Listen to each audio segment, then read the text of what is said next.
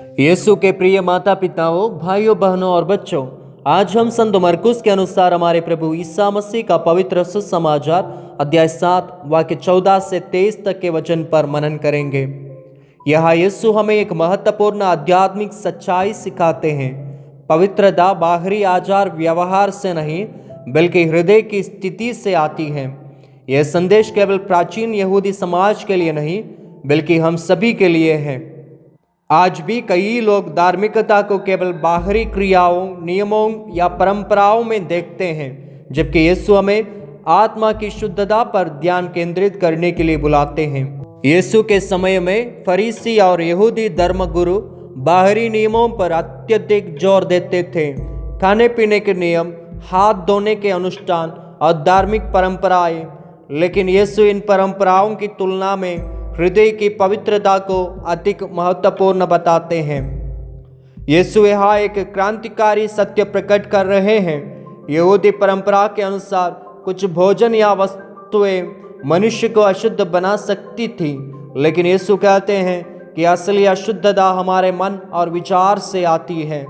वे आगे बताते हैं कि हमारे अंदर से कौन कौन सी बुरी चीज़ें निकलती हैं, क्योंकि भीतर से अर्थात मनुष्य के हृदय से बुरी बातें निकलती हैं। दुष्ट विचार, व्यभिचार, चोरी, हत्या, लोभ, दुष्टता, छल, अश्लीलता, ईर्ष्या, निंदा, अभिमान और मूर्खता, ये सारी बुरी बातें भीतर से उत्पन्न होती हैं और मनुष्य को अशुद्ध बनाती हैं। इसका अर्थ यह है कि यदि हमारा हृदय अशुद्ध है तो हमारे कार्य भी अशुद्ध होंगे।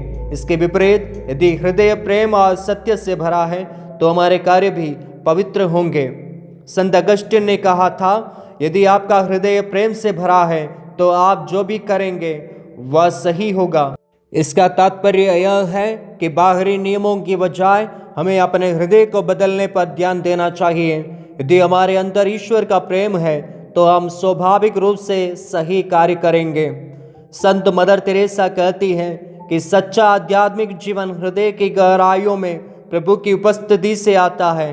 वो कहती है, ईश्वर बाहरी रूप को नहीं बल्कि हृदय के भावों को देखता है। इसका अर्थ यह है कि यदि हम केवल बाहरी रूप से धार्मिक हैं लेकिन हमारा हृदय क्रोध, ईर्ष्या और घृणा से भरा है तो हम वास्तव में ईश्वर के करीब नहीं हैं। संत पोप फ्रांसिस हमें याद दिलाते हैं कि यदि कलीसिया केवल नियमों और परंपराओं तक सीमित रह जाए तो वह ईश्वर की जीवित आत्मा को खो देगी। यही कारण है कि यीशु बार बार हमें अपने हृदय को देखने और आत्मा परीक्षण करने के लिए बुलाते हैं। यीशु हमें सिखाते हैं कि ईश्वर बाहरी परंपराओं में नहीं बल्कि हमारे हृदय की गहराइयों में रहते हैं। हम केवल बाहरी नियमों का पालन करके पवित्र नहीं बन सकते, बल्कि हमें अपने मन को ईश्वर के प्रेम और करुणा से भरना होगा। हे प्रेममय प्रभु यीशु, आपने हमें सिखाया कि सच्ची पवित्रता बाहरी नियमों से नहीं बल्कि हृदय की शुद्धता से आती है।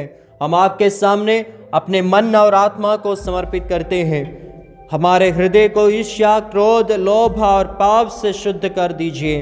हमें वह अनुग्रह दीजिए कि हम अपने विचारों, शब्दों और कर्मों में पवित्रता और प्रेम को बनाए रखें। आमीन।